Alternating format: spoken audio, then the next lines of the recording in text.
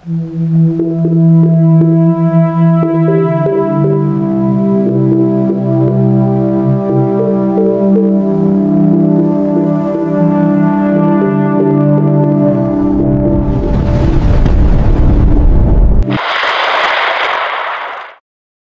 ang pinakahuling update sa lagay ng panahon ngayong Biyernes, ika-17 ng Oktubre, 2025. Ang low pressure area na minomonitor natin sa loob ng Philippine Area of Responsibility ay ganap ng naging bagyo na may kategoryang Tropical Depression. May lakas itong hanging umaabot sa 45 km per hour at may pagbugso na umaabot sa 55 km per hour. Kumikilos ito pahilagang kanluran sa bilis na 10 km per hour. Lumalawak ang sakop ng bagyong Ramil na nagdadala ng malawakang thunderstorm at cloud cluster. Kapansin-pansin din ang paghila nito ng hanging easterlies mula sa silangang bahagi ng ating bansa na nagpapalakas sa bagyo. Ang dalawang weather system na ito ang dominanteng nakaaapekto sa ating bansa. Asahan na sa paglapit nito sa ating kalupaan, magdadala ito ng pag-ulan na maaaring magbaha sa mga mababang lugar at magpapalambot ng lupa sa mga mabundok na lugar. Maaari ring makaranas tayo ng malalakas na bugso ng hangin, kaya posible ang pagtaas ng wind signal sa mga apektadong lugar. Bahagyang apektado na rin ang silangang bahagi ng Visayas at Bicol Region dahil sa trapo extension ng bagyo.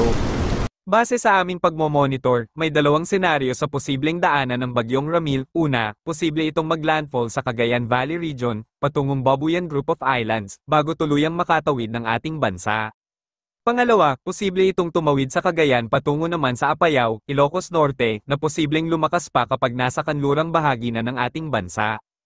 Kaya sa mga posibleng daanan ng bagyong Ramil, maghanda na tayo sa posibleng epekto nito.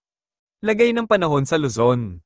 Dahil sa hanging easterlies at bagyo sa loob ng bansa, asahan ang maulap na papawirin at kalat-kalat na pag-ulan na may kasamang thunderstorm, lalo na sa hapon at gabi. Mas mataas ang tsansa ng pag-ulan sa silangang Luzon, partikular sa Aurora, Quezon Province, Rizal, Metro Manila, at Bicol Region. Sa ibang bahagi ng Luzon, magiging maaliwalas sa umaga sa Lawag at Tugigaraw, ngunit sa hapon at gabi, asahan ang maulap na papawirin na may localized thunderstorms. Posible ang pagbaha sa mga mababang lugar at pagguho ng lupa dahil sa inaasahang 1 hanggang 2 oras na pagtatagal ng thunderstorm. Sa Mimaropa, asahan ng fair weather. Temperatura sa Luzon, Bicol Region, 25 hanggang 29 degrees Celsius. Tagaytay, 23 hanggang 29 degrees Celsius. Metro Manila, 24 hanggang 31 degrees Celsius. Baguio, 16 hanggang 24 degrees Celsius. Lawag, 25 hanggang 33 degrees Celsius. Tugigaraw, 24 hanggang 31 degrees Celsius. Batanes at Babuyan, improving weather. Lagay ng panahon sa Visayas. Dahil sa hanging easterlies at bagyong Ramil, asahan ng maulap na papawirin na may kalat-kalat na pag-ulan at thunderstorm sa Northern Samar, Eastern Samar, Biliran, Leyte, Cebu, Bohol, Negros Islands Region, Guimaras, Iloilo, Capiz, Antique, Aklan, at Siquijor. Paghandaan ng biglaang buhos ng ulan, lalo na sa silangang Visayas, kung saan mas malakas ang ulan sa hapon at gabi. Temperatura sa Visayas, Tacloban, 25 hanggang 30 degrees Celsius. Cebu, 24 hanggang 31 degrees Celsius. Iloilo, 24 hanggang 32 degrees Celsius. Pinaghahanda ang mga kababayan sa pagbaha at pagguho ng lupa. Lagay ng panahon sa Mindanao. Maganda ang panahon sa halos buong Mindanao, ngunit maging alerto sa isolated thunderstorms sa hapon at gabi. Temperatura sa Mindanao. Davao, 24 hanggang 34 degrees Celsius. Zamboanga Peninsula, 25 hanggang 33 degrees Celsius. Cagayan de Oro, 24 hanggang 31 degrees Celsius. Lagay ng panahon sa Palawan. Asahan ng fair weather sa umaga, ngunit posible ang maulap na papawirin at kalat-kalat na pag-ulan sa hapon at gabi dahil sa thunderstorm. Temperatura sa Palawan, Puerto Princesa, 25 hanggang 32 degrees Celsius. Kalayaan Islands, 25 hanggang 31 degrees Celsius. Lagay ng panahon sa karagatan. Walang gale warning sa kasalukuyan, ngunit maging alerto dahil sa paglapit ng bagyo. Asahan ng mataas sa pag-alon sa coastal waters. Light to moderate ang pag-alon, ngunit may bahagyang pagtaas ng alon dahil sa thunderstorm na dala ng hanging easterlies at bagyo. Ingat po tayong lahat. Dumako naman tayo sa ating partner para sa mga karagdagang impormasyon sa loob ng ating bansa. Ito po ang ating latest weather update ngayong araw. Simulan po natin sa satellite animation ngayong hapon.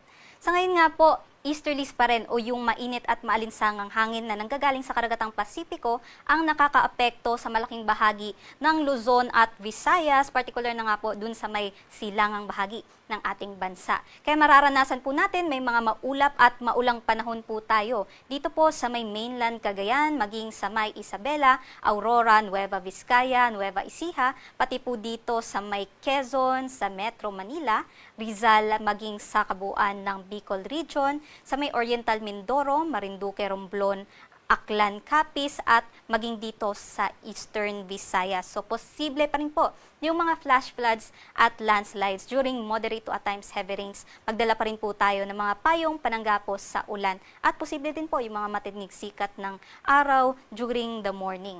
Sa nalalabing bahagi naman po ng ating bansa, generally fair weather naman tayo, may mga tsansa lamang ng mga thunderstorms pagdating ng hapon at gabi.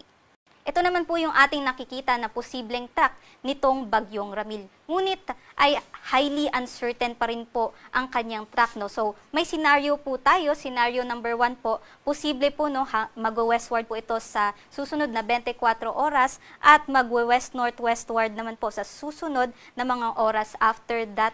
Kaya posible na ito po'y tatahakin ito ang Isabela at Cagayan area. Maglalandfall po ito possible by Saturday evening or Sunday morning at tatawid din po hanggang makalabas dito sa may Ilocos Norte or Ilocos Sur area. Yun po yung scenario number 1. Possible scenario number 2 naman po nitong potential na maging bagyo ay medyo southward po na shift or dito po mag-westward motion po ito patungo dito, mag-close approach dito sa may Bicol region by Saturday and then mag-west-northwestward naman po patungo sa may Isabela or Aurora area by Sunday. So, highly uncertain pa po yung magiging scenario or definite track nitong posibleng maging Bagyong Ramil, ngunit inaantabay or inaabisuhan po natin yung ating mga kababayan no, na nasa may silangang bahagi ng Southern, Central, and Northern Luzon na mag-ingat po tayo at maghanda na po sa magiging potensyal na mga banta nitong Bagyong Ramil.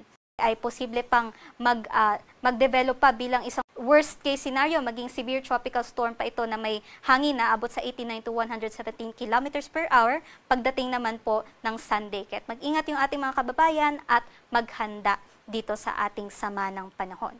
Sa susunod naman po ng mga araw after that, may nakikita din po tayong posible mag-develop na isang low pressure area. Pero sa ngayon, mataas pa po yung uncertainty nito. Para naman po sa ating aasahan, ito naman po yung aasahan natin sa susunod pa na 3 araw. Yung highly unlikely pa rin naman po yung scenario nga po ng track nitong bagyo. Ngunit inaasahan natin magkakaroon na po tayo ng maulap at maulang weekend. Lalong-lalo na dito sa may Bicol region hanggang Sunday at dito naman sa Metro Manila hanggang Sunday din po yan.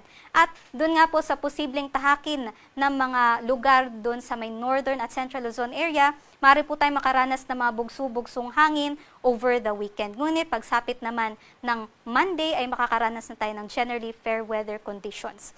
Dito naman po sa kanlurang bahagi ng Luzon, asahan po earliest magkakaroon na po tayo ng mga bugso-bugsong hangin at mga maulap na panahon na may kalat-kalat na pag-ulan by Sunday hanggang sa Monday po yan. Sa Visayas naman, aasahan din po natin by Saturday, no, may epekto na rin yung trough o yung extension ng mga kaulapan nitong Bagyong Ramil by Saturday. So buong Visayas po, posible magkakaroon na po tayo ng mga pag-ulan. Ngunit pagsapit naman ng Linggo hanggang sa Lunes, asahan naman po natin magiging mainit at maalinsangan na may tsansa ng mga thunderstorm sa hapon o sa gabi. Dito naman sa kabuuan ng Mindanao, asahan naman po natin ang bahagyang maulap hanggang sa maulap na panahon. Kahit magiging mainit po tayo, lalong-lalo na doon sa may southern side ng Mindanao, no? Dito po sa may Metro Davao, maging dito po sa may Zamboanga, posibleng pumalo hanggang 34 degrees Celsius ang kanilang maximum temperature. At idagdag ko lang din po kung nandun po kayo, malapit sa mga bundok, ay posible pa rin po tayong magkaroon ng orographic lifting o yung pagtaas ng mga ang hangin natin na pupuwersa dun sa pupuwersa na makabuo po tayo ng mga kaulapan na posibleng maging mga thunderstorm. Kaya mag-ingat pa rin po tayo sa mga banta nitong mga thunderstorm activities po natin. Dito naman sa Kalakhang, Maynila, ang araw po ay lulubog mamayang 5:35 p.m. at sisikat naman po ng 5:48 a.m.